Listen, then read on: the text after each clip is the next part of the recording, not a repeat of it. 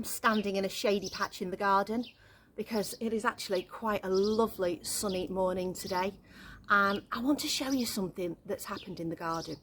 You know, when you get weather where you have a good few days of rain or a bit of a drizzle and suddenly the sun comes out and then everything grows and everything goes wild.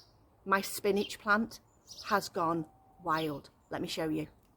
So this raised bed has got some stray potato plants, my spinach, some tomatoes and my lettuce.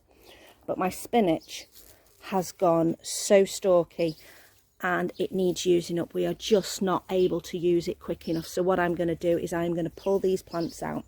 They're about to flower and we don't want that. So we're going to pull these out and we are going to portion and freeze our spinach.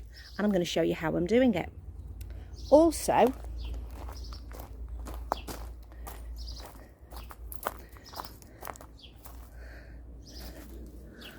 over here we have got our gooseberries. Our gooseberries are growing really well. We have loads of these. I don't particularly want to make a sweet dish with them because we've got loads of other plants that are really good for sweet dishes. We've got our blueberries and our blackcurrants and our raspberries and our blackberries. We're going to make a chutney. I've never made a chutney with gooseberries before, but we're going to have a go. That's something else we're going to do today. So this is the start of the gooseberry chutney. I have topped and tailed the gooseberries so they've not got their little fluffy ends on anymore. I popped in some red onion. I'm also going to pop in some garlic and ginger. So I have got that in there. So I will pop that on top, but I will push it down into the mixture. Got a bit of cayenne because we want a bit of spice. We're going to go in with a good pinch of salt and some sugar because these are going to be really quite tart, so they're going to need that sugar to build the balance. So I'm going in with 2 half cups of sugar. I've got some mustard seeds that I have had in a dry frying pan. I'll just pop those in. And then anything else? Oh, a dash of vinegar. Let me just go and get that. Okay, this is just some apple cider vinegar. It's probably a couple of tablespoons. And we'll go in with that. We'll push everything down. Now, I've made chutneys before in the slow cooker and they've come out nice, but never this amount. So I know this is going to take quite a while to cook down. So I have got this on high. And I'm probably going to leave this for a good 5 or 6 hours, possibly even longer. Pop the lid on and let it do its thing. So we've got the spinach, which has been washed, and I'm just going to plunge it into this water, which is boiling water or boiled water. I'm literally just going to pop it in, all of it, and then leave it for 1 minute. I'm just going to give it a push down with a spoon. 1 minute just to quickly blanch it. That's not even a minute, I think. I'm just going to blanch it like this. 10-20 seconds. I don't want it to go too squidgy. Okay, I'm going to get my colander and drain it.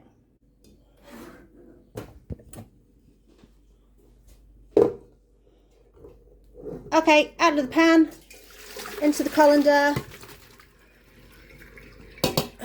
We've got a bit stuck at the bottom, so I will find something to get that out with.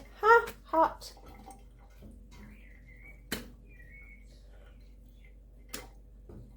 There we go. And now straight in to some ice water, because otherwise that is how you will lose all that lovely green. And we'll just let that cool off, and then we will start putting it on the trays for freezing. So this chutney has been going for about 8 hours and it has really reduced right down. Now there's quite a bit of liquid in here and I don't want it to be too liquidy. So what I'm going to do is I'm going to just drain some of this off so that it's not quite as much. And then we're going to decant it into our jars. Okay, we're ready to fill our jars. Now, I am a novice canner. This is, if I'm doing anything wrong here, I would appreciate anybody letting me know, but I have sterilised them. I've sterilised my lids and inserts.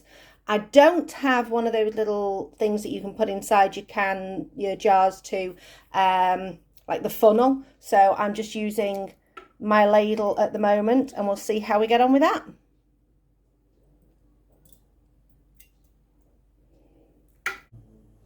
So here we go. We didn't have quite enough for the 3 jars, so I've gone for 2 jars and this little ramekin, so we'll use this up over the next week. So I'm going to pop my lids on carefully, not too tight.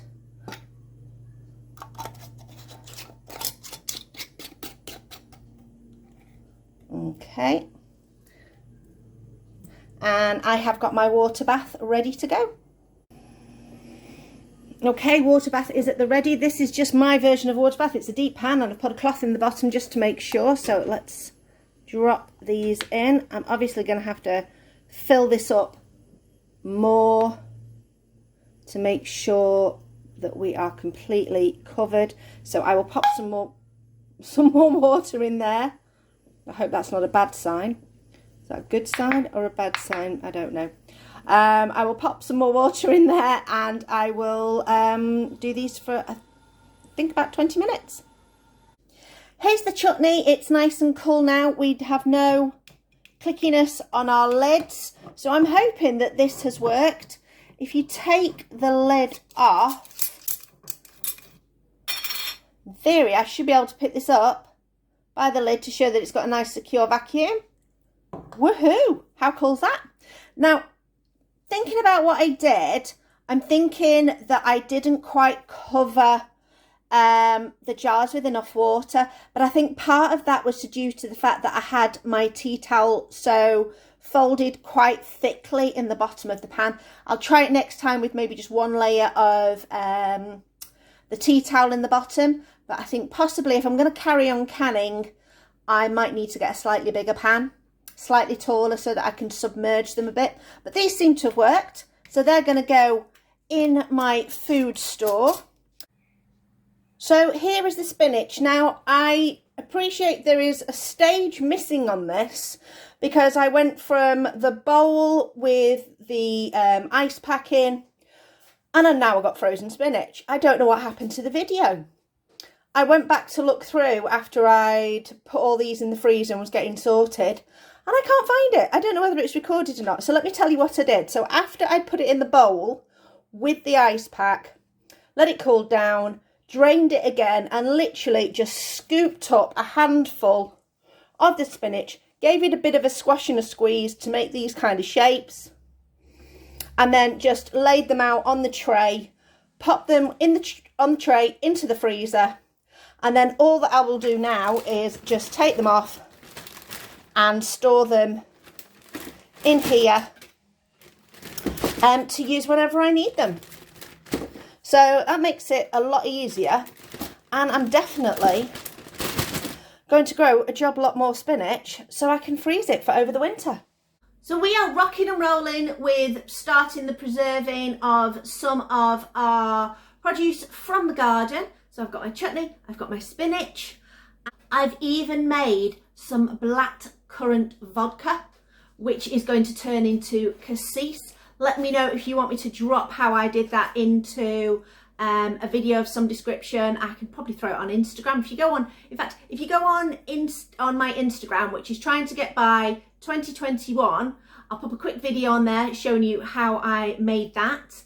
And I think I'm actually going to go back in the garden and plant some more spinach. I'll see you next time.